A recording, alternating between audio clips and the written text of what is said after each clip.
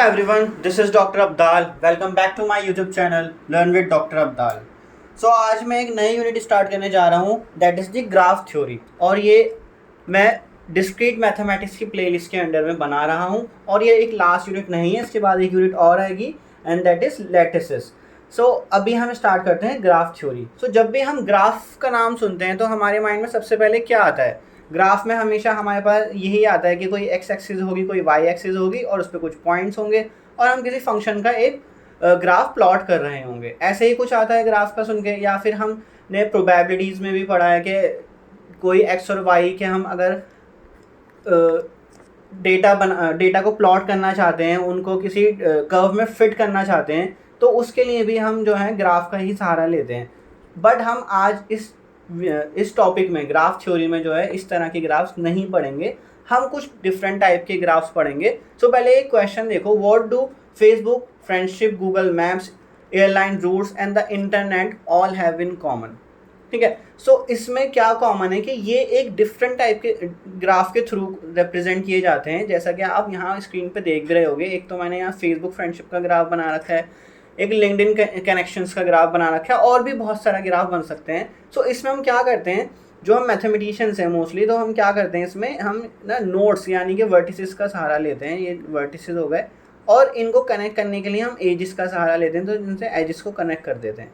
सो इस तरह से बनता है ग्राफ. सो इस तरह के ग्राफ हम स्टडी करेंगे और इस तरह की प्रॉब्लम्स को हम जो है इस तरह के ही ग्राफ से स्टडी करेंगे. तो जहाँ पे आप देख रहे हो जैसे यूज़र बी है, यूज़र ए, ये आपके वर्टिसेस हो गए, नोड्स हो गए, और फिर जो इनको कनेक्ट करने वाली ये लाइंस हैं, तो इनको क्या बोलते हैं, एजेस. सो इस तरह के ही ग्राफ हम स्टडी करेंगे और इस तरह की प्रॉब्लम्स को, लाइक फेसबुक फ्रेंडशिप या फिर इंस्टाग्राम फ्रेंडशिप जो हम फॉलो करते हैं, तो उस ये मतलब कि अगर बी ने सी को फॉलो करा है तो आप एक डायरेक्टेड एज बना दो. अगर सी ने बी को नहीं फॉलो करा तो उसके लिए फिर कोई एज नहीं आएगा. इसमें तो इंस्टाग्राम में तो अलग रूल होता है, फेसबुक में तो ऐसा होता है कि अगर एक ने फ्रेंड रिक्वेस्ट भेजी तो दूसरे ने एक्सेप्ट कर ली, तो उनके बीच में एक एज आ गया, मतलब वो दोनों फ्रेंड्स हैं. सो इस तरह से हमारे पास पीपल यू में नो की नोटिफिकेशंस भी आती हैं. लाइक आप बी सी का फ्रेंड है, सी ई का है, फिर ई एफ का है, तो बी के पास ऑटोमेटिकली या तो बी एफ का फ्रेंड भी होगा या फिर उसके बाद नोटिफिकेशंस आएंगी that people you may know. तो उसमें आप जानते हो you can make user F as your friend. ठीक है. तो वो इसी प्रिंसिपल पे चल रहा होता है, ग्राफ थ्योरी के प्रिंसिपल पे. वो कनेक्शंस ढूंढ लेता है सारे आपस में. इवन अगर आप किसी से मिले भी होते हो ना, तो आपको उसकी रिक्वेस्ट शो होने लगती है या फिर पीपल यू में नो में उसका नाम शो होने लगता है कि आप इसको जान सकते हो. तो वो फिर उसको इंटरनेट के थ्रू भी जोड़ रहा है कि आप दोनों के जो जीपीएस सिस्टम है या जो भी आप जिस भी नेटवर्क के थ्रू साथ में आए, जब कहीं मिले, किसी कॉन्फ्रेंस में मिले, वर्कशॉप में मिले, यूनिवर्सिटी में मिले, मॉल में मिले, तो उसकी भी नोटिफिकेशन आपके पास कभी कभी आ जाती है. तो वो ये सारे ग्राफ थ्योरी के प्रिंसिपल ही फॉलो कर रहे होते हैं. Like, have you ever wondered how mathematicians study networks, friendship, roads and communication system using just dots and lines? So वो यही है जो इसमें डॉट्स को हमने जैसे यूज़र से दिखा दिया है कि कौन किसका फ्रेंड है, या फिर गूगल मैप में भी हम जो है इस तरह की चीज़ें बनाते हैं और फिर शॉर्टेस्ट रूट फाइंड करने की कोशिश करते हैं कि डेस्टिनेशन ए, डेस्टिनेशन बी, इस तरह से बना लेते हैं. और जहाँ भी जो भी रोड्स हैं उनको रोड्स को लाइन के थ्रू या फिर एजिस के थ्रू डिनोट करते हैं. उनके फिर डिस्टेंस भी होते हैं, उनकी डायरेक्शंस भी होती हैं. वो और भी डिफरेंट तरह के डिफरेंट टाइप के ग्राफ होते हैं जिसमें हमारे पास डायरेक्शंस, डिस्टेंसेस और फेयर सब कुछ होता है. तो उसमें हम मिनिमम फेयर, मिनिमम डिस्टेंस निकालने की कोशिश करते हैं. तो यही हम ग्राफ थ्योरी में पढ़ते हैं. ये ग्राफ थ्योरी की बहुत इंपॉर्टेंट एप्लीकेशंस हैं और ये सिर्फ फ्यू एप्लीकेशन में आपसे डिस्कस करूँगा, दिखाने की कोशिश कर रहा हूँ अपनी वीडियोज़ में. अदरवाइज़ इसमें बहुत सारी इसकी एप्लीकेशंस होती हैं और इवन दूसरे सब्जेक्ट्स के साथ मिलके, लाइक कंप्यूटर साइंस या फिर ऑप्टिमाइजेशन, इन तरह के सब्जेक्ट के साथ मिलके इसकी और भी बहुत सारी एप्लीकेशन बन जाती हैं. लॉजिस्टिक्स वगैरह में कि एक वो आपके ट्रक को जो है गुड्स को इधर से उधर ट्रांसफ़र करना है, तो वो कैसे करेगा, उसमें शॉर्टेस्ट रूट कौन सा लेगा जिसमें मिनिमम कॉस्ट आए, मिनिमम फ्यूल यूज़ हो और सारे अपने वेयर हाउसेज या स्टोर्स को कवर कर ले, वो भी आप ग्राफ थ्योरी में ही चेक करते हो या उसकी एप्लीकेशन जो है ग्राफ थ्योरी में ही होती हैं.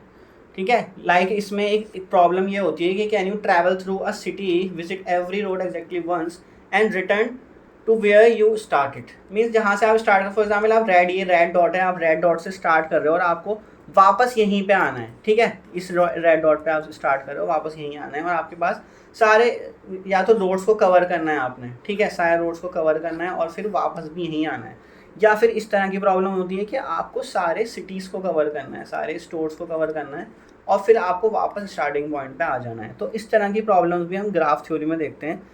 या फिर इसमें दोनों को मिक्स भी कर सकते हो, आपको सारे रोड्स भी कवर करने हैं और सारे आपको सिटीज़ भी कवर करनी है और फिर वापस स्टार्टिंग पॉइंट पे आना है। स्टार्टिंग पॉइंट पे ना आना हो वो भी कंडीशन अलग हो जाती है। तो इस तरह की एप्लीकेशन, इस तरह की प्रॉब्लम भी हम ग्राफ थ्योरी में ही डिस्कस करते हैं। सो इसमें हम सिर्फ ग्राफ को दो तरह से ही मतलब सिर्फ दो चीज़ों का सहारा लेते हैं इसमें। एक तो डॉट्स का, जिनको हम वर्टिसेस बोलते हैं, नोड्स जो आप बोल सकते हो, या फिर मेनली तो वर्टिसेस ही बोलेंगे, और सेकंड एजेस। सिर्फ इन दो चीज़ों से ही हम, आप इवन मेट्रो के जो ग्राफ होते हैं वो भी सब इसी पे बेस्ड होते हैं, एयरलाइंस के जो ग्राफ होते हैं वो भी सब इसी पे बेस्ड होते हैं। ठीक है, like how does Google map find the shortest route, तो वो इन्हीं एप्लीकेशंस पे, इन्हीं ग्राफ थ्योरी में आगे जाके बहुत सारी एल्गोरिदम्स भी आती हैं, बहुत मतलब हाई लेवल्स के एल्गोरिदम होती हैं जो shortest distance, shortest route find करके देती हैं आपको। या फिर नेक्स्ट हमारे पास इस तरह की प्रॉब्लम्स भी होती हैं जो आप एयरलाइंस यूज़ करते हो, उसमें आपके पास पूरा एक नेटवर्क सिस्टम होता है, वो भी सब ग्राफ थ्योरी के थ्रू ही रिप्रेजेंट किया जाता है कि कहाँ पे आपके जो है एयरपोर्ट्स हैं और कौन कौन सी फ़्लाइट्स अवेलेबल है, उसमें शॉर्टेस्ट रूट क्या रहेगा या शॉर्टेस्ट डिस्टेंस क्या रहेगा, या टाइम के according minimum time consuming flight कौन सी रहेगी एक जगह से दूसरी जगह जाने के लिए, जो कि कॉस्टली होती हैं। तो वो भी सब आपका एक ग्राफ थ्योरी में ही आता है, उसकी एप्लीकेशंस उसी के बेसिस पर ही हम चीज़ों को चेक करते हैं। जब हम कोई आप फ्लाइट टिकट बुक करते हो तो उसमें भी यही सब एल्गोरिदम्स लग रही होती हैं। ठीक है, कि कहाँ पे ज़्यादा अभी ट्रैफिक है या कहाँ पे अभी फ़्लाइट्स नहीं मिल रही हैं, तो उनका आपको ऑटोमेटिकली प्राइस ज़्यादा दिखने लगता है। वो सब एल्गोरिदम पे चल रहा होता है इंटरनली, और वो ग्राफ थ्योरी से ही आती है उसकी एप्लीकेशन। सो आई होप आपको ग्राफ थ्योरी की एप्लीकेशन अच्छे से समझ आ गई होगी। फिर अब हम इसकी बेसिक्स को समझते हैं, क्योंकि जब तक अब आप इसका बेसिक नहीं समझोगे आप आगे एडवांस चीज़ें नहीं कर पाओगे। सो फिर अब स्टार्ट करते हैं इसकी बेसिक्स को समझने की। सो सबसे पहले हम मैथमेटिकली एक इसकी डेफिनेशन देख लेते हैं। ग्राफ की डेफिनेशन क्या होती है? Graphs are discrete structures consisting of vertices and edges. जैसा कि मैं आपको पिछले अभी एप्लीकेशन में बता रहा था, इसमें सिर्फ वर्टिसेस और एजेस ही होते हैं जो कि आपस में कनेक्ट होते हैं, तो वहीं से बन जाता है आपका ग्राफ। ये वर्टिसेस हो गए, ये आपके एजेस हो गए, मल्टीपल एजेस भी आ जाते हैं उसमें, या तो इस तरह से कुछ। ठीक है, तो ये आपका ग्राफ बन जाएगा वर्टिसेस और एजेस। और वह जो एजेस होंगे ना, एजेस के लास्ट पॉइंट जो होंगे, एंड पॉइंट्स, उसमें हमेशा वर्टिसेस होंगे। आपके पास एज ऐसा नहीं होगा कभी भी। अगर जो ये मैं बना के दिखा रहा हूँ ये वाला, तो ये कभी भी एज नहीं कहलाएगा। वाई? बिकॉज जो आपका एज होता है उसमें हमेशा लास्ट जो एंड पॉइंट्स होते हैं उस पर वर्टिसेस ही होते हैं। ओके, या फिर ऐसा भी हो सकता है कि एक वर्टेक्स पे एक एज आया और वो वापस से आके उसी पे मिल गया। ठीक है, सेल्फ, इसको बोलते हैं सेल्फ रूट, जो हम आगे स्टडी करेंगे। नेक्स्ट हमारे पास क्या है, इसको हम डिनोट कैसे करते हैं? जी वी कॉमा ई। तो कि हर चीज़ की एक नोटेशन होती है, ग्राफ को रिप्रेजेंट करने के लिए नोटेशन हम जी वी कॉमा ई या फिर जी के साथ ही वी कॉमा ई इस तरह से दिखाते हैं। तो इसमें वी का मतलब है set of all the vertices in a graph and E is the set of all the edges in a graph. ठीक है, वर्टिसेस को नोड्स भी बोलते हैं। एजेस मोस्टली एजेस वर्ड ही यूज़ होता है, कभी कभी straight line connecting the two vertices. Okay, so each edge has either one or two vertices associated with it. ठीक है, इसमें यही लिखा है कि या तो वन वर्टेक्स उससे एसोसिएट हो गया या टू हो गया। अगर वन वर्टेक्स से एक एज एसोसिएटेड तो वो लूप बन जाएगा, और अगर टू वर्टिसेस से है तो वो ऐसे ही स्ट्रेट लाइन की फॉर्म में आएगा। So it is an edge is set to connect its end point. So हमेशा एक एज जो है अपने एंड पॉइंट से कनेक्ट रहता है, मतलब कि जो एज है उसके एंड पॉइंट्स में हमेशा वर्टिसेस ही होते हैं। ठीक है, एज यहाँ से स्टार्ट हो वहीं एंड हो गया, तो उसके एंड और स्टार्टिंग पॉइंट एक वर्टिस ही है। ठीक है, लाइक अगर आप ये देखो, इस तरह से भी रिप्रेजेंट किया जाता है ग्राफ को। या तो वर्टिसेस को आप ऐसे भी ले सकते हो, जैसे कि यहाँ लिया गया, इधर लिया गया, बी सी डी, इस तरह से भी होता है वर्टिसेस को, डॉट से, सर्कल से, या फिर जैसे बिल्कुल प्योरली सर्कल यूज़ करके उसके अंदर वर्टेक्स का नाम लिख दिया। जैसे वर्टेक्स 1 है तो वर्टेक्स 1 का नाम उसी के अंदर लिख दिया, वर्टेक्स 2, फिर वर्टेक्स 3, फिर उनको कनेक्ट कर दिया एजिस के थ्रू। ठीक है, तो ये आपका कोई ग्राफ बन जाएगा। अब इसमें एक चीज़ और रहती है, कभी कभी हम एजेस के नाम मेंशन भी करते हैं, कभी कभी नहीं करते हैं। जैसे कि आप इस ग्राफ में देखो, ग्राफ जो ए है आपका, उसमें एजेस के भी नेम मेंशन है, E1, E2, E3, E4, E5, but कभी कभी मेंशन नहीं होते हैं। लाइक अगर आपका कोई ग्राफ जैसे दे रखा है, उसमें सिर्फ ABCD वर्टिसेस ही हैं बस, लाइक A B C, तो आप एज को कैसे लिख सकते हो, एज को आप ऐसे भी लिख सकते हो, जो आपका एज बनेगा मैं आपको चलो लिख के बताता हूँ उसमें एज का सेट क्या बनेगा। एज ए बी आ गया, बी सी आ गया, बस ये दो एज हैं इसमें। इसमें मतलब इसको रिप्रेजेंट आप ए बी लिखो या फिर बी ए लिख लो, ये एक ही चीज़ है, क्योंकि इसमें डायरेक्शन नहीं है। अगर डायरेक्शन होती तो फिर हम अलग से भी लिखते, अगर ए से बी डायरेक्शन होती तो ए भी लिखते, अगर बी टू ए डायरेक्शन होती, इस तरह से डायरेक्शन के लिए हम एरो यूज़ करते हैं, अगर होता तो हम उसे बी ए लिखते। तो इसमें सिर्फ दो ही एज है, तो इसमें ए बी और बी सी आ गया। और अगर इस वाले में आप ग्राफ ए में देखो तो इसमें एजिस के नाम लिखें तो आप एजिस का जो सेट होता है वो ई से डिनोट होता है, और इसमें एजिस का कलेक्शन आ गया E1 E2 E3 E4 E5 and so on. और आपके वर्टिसेस का जो सेट होता है वी, वो आ गया आपका ए बी सी डी। ठीक है, ये आपका हो गया ग्राफ ए के लिए। देन ग्राफ जो बी है आपके पास, उसके लिए आप क्या कर सकते हो, सो ग्राफ बी में आप जब वर्टिसेस के सेट लिखोगे तो वो क्या आएगा 1 2 3 एंड 4। ठीक है, और जो एजिस का सेट होगा वो आप क्या लिखोगे 1 2 1 3 2 3 एंड 3 4। टोटल 4 आपके एजिस हैं, तो इसमें 1 2 1 3 2 3 3 4 आ गया। सो इस तरह से डिनोट करते हैं हम सेट्स को, जो वर्टिसेस और एजिस का कलेक्शन होता है, और वो पूरा ग्राफ बन जाता है। फिर आप ग्राफ को कैसे लिखते हो, जी वी कॉमा ई करके। ठीक है, so this is the representation notation of a graph. Like अगर हम ये एग्जांपल देखें, इसमें आपके पास एक राइट हैंड साइड पे ग्राफ गिवन है, तो इसमें वर्टिसेस का कलेक्शन क्या होगा, सिंपल, इसमें वर्टिसेस का collection A B C and D. ठीक है, ओनली 4 वर्टिसेस हैं, और मोस्ट ऑफ द केसेस में वर्टिसेस के नेम मेंशन होते हैं। जैसे कभी कभी ऐसे ग्राफ में बच्चे कंफ्यूज हो जाते हैं, जैसे कि ये है, अब इसमें ये बीच में से भी कनेक्ट हो रहा है ए बी सी डी, तो स्टूडेंट्स को क्या लगता है कि कभी कभी कि ये बीच में जो है ना, यहाँ पे जो दोनों इंटरसेक्ट कर रहे हैं, तो ये भी एक वर्टेक्स है, बट ऐसा नहीं है। मोस्ट ऑफ द केसेस में जो आपके ग्राफ अगर गिवन होता है तो उसमें वर्टिसेस के नेम मेंशन होते हैं। जैसे यहाँ पे A B C D mention है, तो सिर्फ और सिर्फ यही वर्टिसेस हैं। अगर यहाँ पे एक और नेम मेंशन होता है ई, तो इसका मतलब यहाँ पे भी एक वर्टेक्स होता है ई पर। ठीक है, बट वो मेंशन नहीं है, तो इसका मतलब वहाँ पे कोई वर्टेक्स नहीं है। तो यहाँ पे सिर्फ वर्टिसेस के सेट में ए बी सी डी ही आएगा। और एजिस के कलेक्शन में आपको कितने एजिस दिखाई दे रहे हैं इस ऊपर वाले ग्राफ में, इसमें टोटल नंबर ऑफ 5 एजिस हैं। तो उसको आप कैसे लिखोगे, ए बी। अब नाम आप कैसे भी लिख दो, ए बी लिखना चाहो तो या फिर बी है, वो दोनों सेम ही है, A B B C C D and D A and B D. So total 5।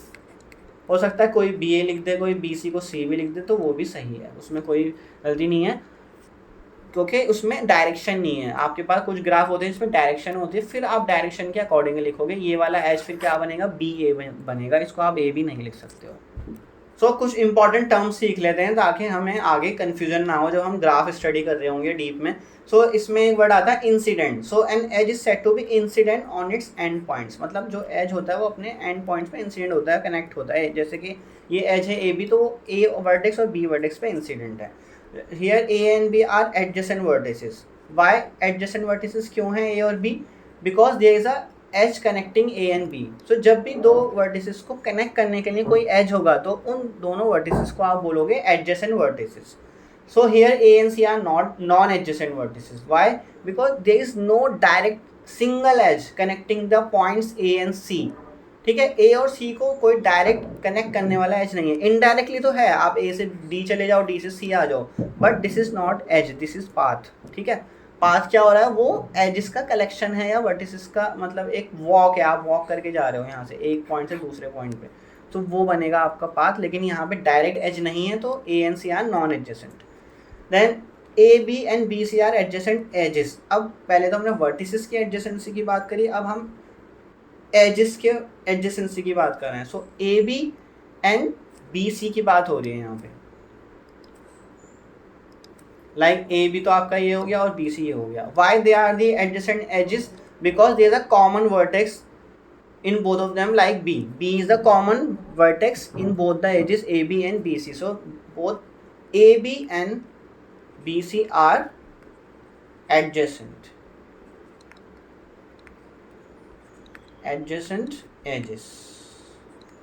ठीक है, सो ये बहुत कॉमन टर्म्स होती हैं जो यूज़ होती हैं ग्राफ्स में आगे, तो आपको कंफ्यूजन नहीं होनी चाहिए, क्योंकि हम एक प्रॉपर प्रॉपर टर्म्स नोटेशंस ही यूज़ करते हुए चलते हैं जब आगे स्टडी चीज़ों को करते हैं डीपली, तो कन्फ्यूजन नहीं होनी चाहिए, इसलिए ये चीज़ें मैं आपको पहले से ही बता रहा हूँ कि ये सब चीज़ें क्या होती हैं, adjacent incident, adjacent vertices, adjacent edges.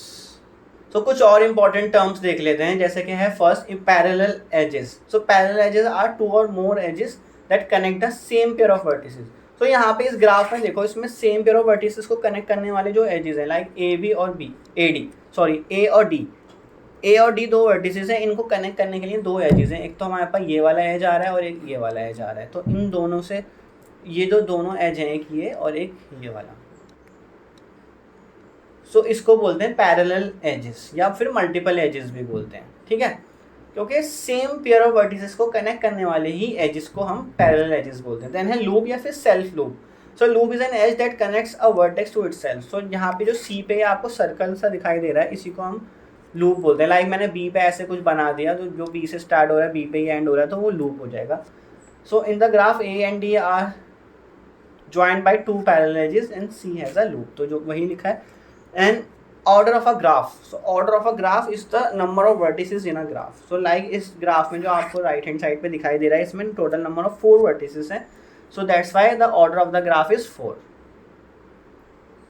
next, degree of a vertex।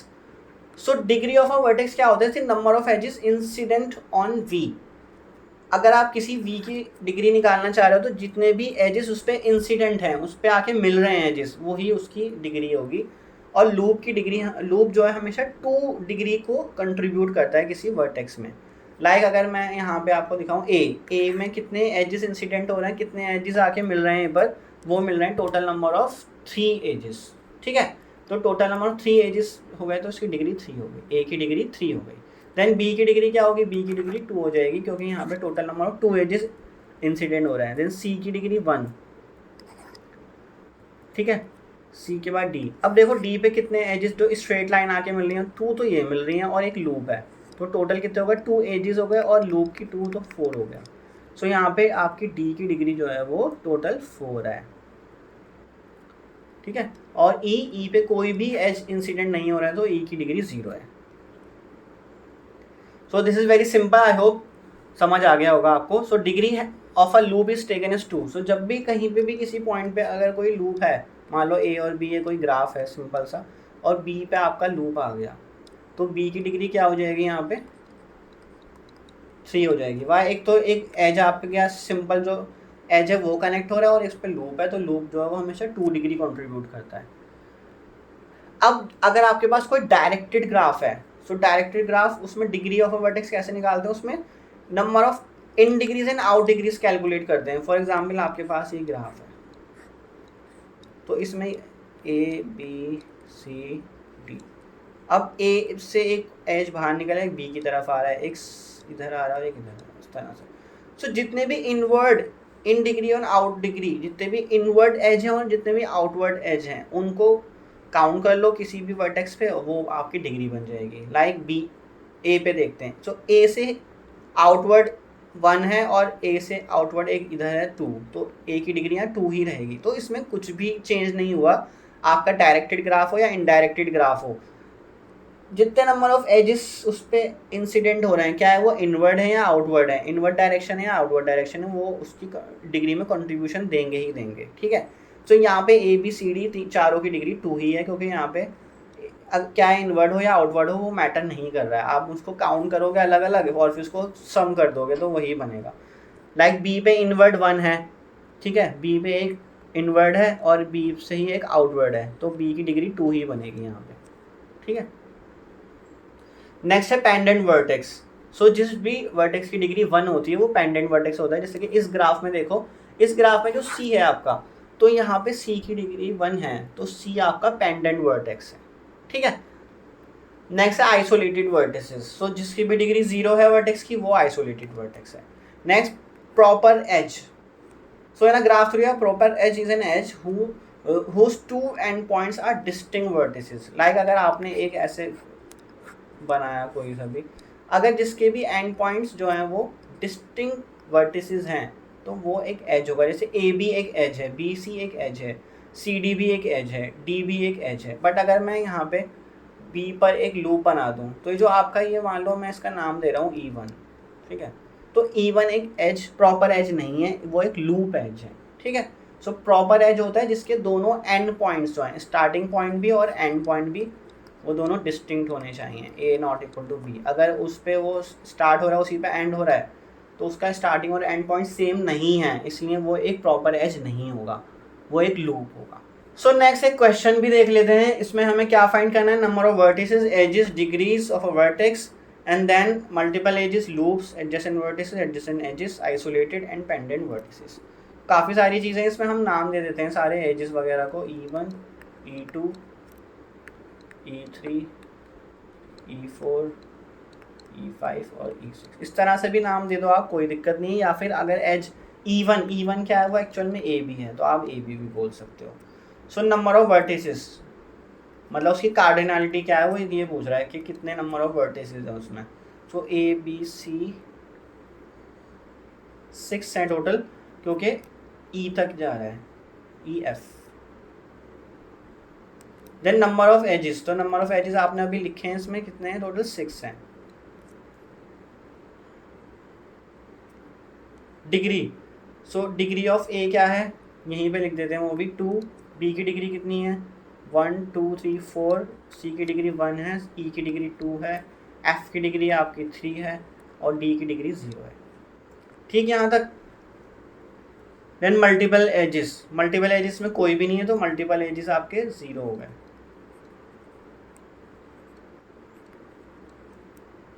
No one. Then loops भी नहीं है इसमें कोई भी।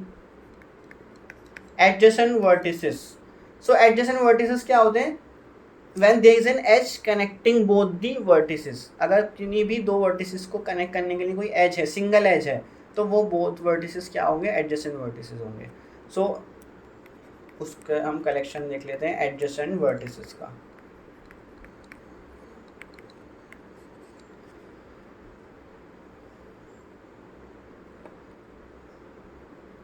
सो एक तो आपके होगा A, B, ये एडजेसेंट वर्टिसेस हैं। Then B, C, A, F, BC, AB हो गया, BE। तो इसमें रिपीटिशन ना हो, बस इस बात का ध्यान रख लेना, BE, BF, ठीक है। EF हो गया, EF एंड BE, ये हो गए। सो टोटल इसमें वैसे भी 6 थे एजेस, तो देख लो 1 2 3 4 5 6, तो टोटल नंबर ऑफ जो एडजेसेंट वर्टिसेस आएंगे वो भी 6 ही आएंगे, वो इसमें पेयर ही तो आएंगे, पेयर आपके बन गए यहाँ पे इस तरह से। देन एडजेसेंट एजेस, तो एडजेसेंट एजेस क्या होते हैं, ऐसे दो एजेस जिसमें एक कॉमन वर्टेक्स होता है, लाइक ये है, तो इसमें कॉमन वर्टेक्स मान लो ये A है, ये B है और ये E है, तो B इनमें कॉमन है ना दोनों एजेस में, तो AB और BE जो आपका ये पूरा दो एज हैं, AB एंड BE, तो ये दोनों एडजेसेंट एजेस हो गए। तो एडजेसेंट एजेस कौन कौन से बनेंगे, E1 से स्टार्ट करते हैं कि E1 किन किन से एडजेसेंट है। सो E1 E2 से है, क्योंकि इनमें कॉमन वर्टेक्स कौन सा है, B, ठीक है। E1 से करा, E1 E2 आ गया, E1 E3 आ गया, क्योंकि उनमें कॉमन A है। फिर E2 से करते हैं, E2 किस के साथ है, E2 E1 के साथ था, वो हमने ऑलरेडी लिख लिया है, तो उसको लिखने की ज़रूरत नहीं है। देन E2 E5 के भी साथ है एडजेसेंट, एंड E2 E6 के भी साथ है, तो इसमें आपको सारे लिखने पड़ेंगे, तो देख लेना। देखो यहाँ से ही देख रहा हूँ मैं भी, ये ऐसे आ गया, देन नेक्स्ट ये हो गया, नेक्स्ट ये हो गया, इसके अलावा कुछ नहीं है। अब E3 पे आ जाते हैं, E3 किस के साथ है, E3 E1 के साथ था, वो हमने लिख लिया, E3 E4 के भी साथ है, and E3 E4 E3 E1 and E3 E6, इस तरह से जो जा रहा है ये उसमें कॉमन क्या आ गया, F। देन E4 पे आ जाते हैं, E4 किसके साथ हो गया आपका, E4 E6 के साथ भी हो गया, E4 E6 E4 E5 and E5 E3 के साथ ऑलरेडी वो हम कंट्रीब्यूट कर चुके हैं तो उसकी अब ज़रूरत नहीं है। देन E5 पे फोकस करते हैं। E5 किस किस के साथ है? E5 आपका सबसे पहले E4 के साथ है, वो ऑलरेडी हो गया। E5 जो है वो E2 के भी साथ है, वो भी ऑलरेडी हो चुका है। E5 E1 के भी साथ है, वो हमने स्टार्टिंग में शायद नहीं लिखा है। तो E5 और E1, ठीक है, ये आ गया। देन E6 E1 E6 है, सो E6 E1 के साथ हो गया। वैसे स्टार्टिंग में आ जाना चाहिए था E1 और E6। E6 E1 के साथ है, E6 E2 के भी साथ है और E6 E4 के भी साथ है, वो भी हम लिख चुके हैं सारे। तो E6 E5 के भी साथ है। सो टोटल यही बन रहे हैं। तो बाकी आप इसको एक बार क्रॉस चेक ज़रूर कर लेना। सिर्फ आपको देखना है कि कौन से दो एजेस आपस में कनेक्ट हो रहे हैं, बस उनमें एक कॉमन वर्टेक्स आएगा ही आएगा। तो एडजेसेंट वर्टिस हो गया। आइसोलेट इसमें कौन सा? आइसोलेट इसमें डी है। तो आइसोलेट जो यहाँ पे है साइड में, वो दिख भी नहीं रहा है ग्राफ में वैसे, तो वो एक ही सिंगल है आपका isolated, singleton E. And pendant vertex, pendant vertex की डेफिनेशन क्या होती है? डिग्री 1 होती है, तो इसमें सी ही है जिसकी डिग्री 1 है, तो वो आपका पेंडेंट वर्टेक्स हो गया। I hope this is clear to you. So एक क्वेश्चन इसमें और ऐसा ही सिमिलर देख लो जिसमें थोड़े और डिफिकल्ट एजेस हो। तो उसमें आप सबसे पहले क्या करो, उसमें आप नाम दे दो उनके, E1 E2 E3 E4 E5 E6 E7 E8 E9 E10 E11 E12 और E13। तो ये आपके एजेस हो गए। अगर आप एजेस के नाम नहीं देना चाहते तो आप ए बी जो है वो E2 की जगह यूज़ कर लो, A जो है वो आप E1 के प्लेस पे यूज़ कर लो, ठीक है, इस तरह से। बट मल्टीपल एजेस में फिर दिखाने में प्रॉब्लम आएगी, तो आप उनमें एजेस के नाम दे दो। सो इसमें नंबर ऑफ वर्टिसेस पूछे जाएगा, आप इजीली बता सकते हो। नंबर ऑफ एजेस भी बता सकते हो, कितने हो गए थे? 13 तक। एंड मल्टीपल एजेस कौन कौन से इसमें? मल्टीपल एजेस एक तो हैं, देखो, E2 E3 और E4, ये मल्टीपल एजेस हैं, कॉमा करके दिखा दो। और नेक्स्ट कौन से हैं? E10 E11 और E12, ये मल्टीपल एजेस हैं, जो कि कौन से, डेफिनेशन क्या होती है इसकी? जो सेम पेयर ऑफ वर्टिसेस को कनेक्ट करने वाले एजेस होते हैं। तो so the collection of all the edges which connect this same pair of vertices. Then loops इसमें है E1 and E13। And isolate and pendant, इसमें आइसोलेट कुछ नहीं है, पेंडेंट भी कुछ नहीं है, बिकॉज आइसोलेट की डिग्री 0 होती है, वो है नहीं, और पेंडेंट की डिग्री 1 होती है, वो भी इसमें नहीं है। So I hope this is clear to you कैसे इसको सॉल्व करना है इस तरह के क्वेश्चंस को। सो लास्ट हम देख लेते हैं टाइप्स ऑफ ग्राफ्स, जिसको मैं आगे नेक्स्ट वीडियो में भी कंटिन्यू करूँगा, क्योंकि काफ़ी सारे ग्राफ्स होते हैं इस टाइप के। तो सिंपल ग्राफ वो होते हैं जिसमें ना तो कोई लूप होगा और ना ही कोई पैरेलल एजेस होंगे या मल्टीपल एजेस होंगे। अगर इसमें like A to B connect करने के लिए एक और एज आ जाता तो फिर वो सिंपल ग्राफ नहीं रहता, because simple graph which contains no loop and no parallel edges. Then multigraph which has only parallel edges, ठीक है, उसमें लूप नहीं होगा कोई। तो graph which consists of parallel edges but no self loop is called multigraph. Then pseudograph में सब कुछ हो सकता है, उसमें मल्टी एजेस भी होंगे, मतलब पैरेलल एजेस भी होंगे, जैसे A to B कनेक्ट करने के लिए दो एजेस हैं, तो ये पैरेलल एजेस हो गए, उसमें लूप भी है डी पर, तो ये आपका pseudograph हो गया। नेक्स्ट आपका वेटेड ग्राफ। सो वेटेड ग्राफ ऐसा ग्राफ होता है जिसमें आपके एजेस पे कुछ वैल्यूज़ होती हैं, नंबर्स असाइन होते हैं। लाइक आपके पास डिस्टेंसेस जैसे हो गए, जैसे मैं आपको शुरू में एप्लीकेशन बता रहा था कि A to B जाने में कितना डिस्टेंस है, फॉर एग्जांपल 12 किलोमीटर है, B to C जाने में कितना डिस्टेंस है, 11 किलोमीटर। तो इस तरह से उनमें कुछ वैल्यूज़ होंगी, नंबर्स होंगे एजेस पर, तो वो होगा आपका वेटेड ग्राफ। सो नल ग्राफ और ट्रिवियल ग्राफ में थोड़ी कन्फ्यूजन रहती है। सो नल ग्राफ में सिर्फ वर्टिसेस होंगे, लाइक आपने वर्टिसेस बना लिए A B C, सो इसमें कोई एज नहीं होगा उन वर्टिसेस के बीच में, और सारे वर्टिसेस की डिग्री 0 होगी। तो ये आपका एक पूरा ग्राफ क्या हो गया? नल ग्राफ। लाइक और भी इसमें 4 वर्टिसेस आ गए हैं, सो ये भी आपका क्या हो गया? ABCD, सो ये आपका नल ग्राफ हो गया, इसमें कोई एज नहीं होगा। और ट्रिवियल ग्राफ है a graph having only one vertex and no edges. तो आपका एक ग्राफ बना लो, ये सिंगल वर्टेक्स A, तो ये आपका हो गया ट्रिवियल ग्राफ, ठीक है, इसमें लूप भी नहीं होगा कोई इस A के ऊपर। तो नल ग्राफ में एक से ज़्यादा होंगे वर्टिसेस और ट्रिवियल में सिर्फ सिंगल वर्टेक्स होगा डिग्री 0 का। देन फाइनाइट ग्राफ में जिसमें finite number of vertices and finite number of edges होंगे, वही आपका फाइनाइट ग्राफ होगा। Then infinite graph, so infinite graph में 3 टाइप्स के होंगे, या तो उसमें इनफाइनाइट नंबर ऑफ एजेस हों। सो देखो आप अगर ये फर्स्ट वाला देख रहे हो तो उसमें इनफाइनाइट नंबर ऑफ एजेस हैं, तो कि एक ही पॉइंट से कनेक्ट कर रहा है वो, उसमें इनफाइनाइट नंबर लूप्स बना दे, तो लूप भी एक तरह का एज ही तो होता है, वो आपका बन गया फिर एक इनफाइनाइट ग्राफ, उसमें सिंगल वर्टेक्स है। अब इधर देखो आप, इसमें वर्टिसेस भी इनफाइनाइट है और एजेस भी इनफाइनाइट है, मतलब ये चलता जा रहा है इस तरह से, वर्टिसेस भी इनफाइनाइट होते जा रहे हैं और एजेस भी इनफाइनाइट होते जा रहे हैं। तो उन्होंने इसको कंटिन्यू करने के लिए ऐसे डॉट डॉट करके छोड़ दिया है। अब जिसमें इनफाइनाइट नंबर ऑफ वर्टिसेस हो और फाइनाइट नंबर ऑफ एजेस हो, तो वो आप खुद से बना के देखो, इस तरह से बना लो। अब आगे जस्ट वर्टिसेस कर दो, तो ये भी क्या बन जाएगा आपका एक इनफाइनाइट ग्राफ, जिसमें infinite number of vertices and finite number of edges है। बट इनफाइनाइट वर्टिसेस हो गए तो वो इनफाइनाइट ग्राफ की कैटेगरी में ही जाएगा। देन डायरेक्टेड ग्राफ, सो डायरेक्टेड ग्राफ में हर एक एज की एक डायरेक्शन होती है, जैसे कि आप देखो ए और बी, तो ये डायरेक्शन है ए टू बी, ठीक है। देन बी टू सी नहीं है कोई edge, C to B edge है, ठीक है, सी टू बी क्योंकि डायरेक्शन आपको गिवन है इसमें। देन नेक्स्ट देखो सी टू डी कोई एज नहीं है क्योंकि डायरेक्शन नहीं है उस सी से डी की तरफ, बट डी से सी की तरफ डायरेक्शन है, तो इसमें डी टू सी एज है। So this is called the directed graph. So last है आपके पास अनडायरेक्टेड ग्राफ, जो कि आप सिंपल ग्राफ पढ़ते हो जिसमें कोई डायरेक्शन नहीं होती है, उसको आप मोस्टली ग्राफ ही बोल देते हो, और अगर आपके पास डायरेक्शन आ जाती है तो उसको डायरेक्टेड ग्राफ बोल देते हो। बट आप चाहो तो बहुत ज़्यादा क्लियरिटी अगर आप चाहते हो कॉन्सेप्ट में, तो आप अनडायरेक्टेड ग्राफ वर्ड भी, टर्म भी यूज़ कर सकते हो जिसमें कोई डायरेक्शन नहीं होती है जिसमें, तो this is called the undirected graph.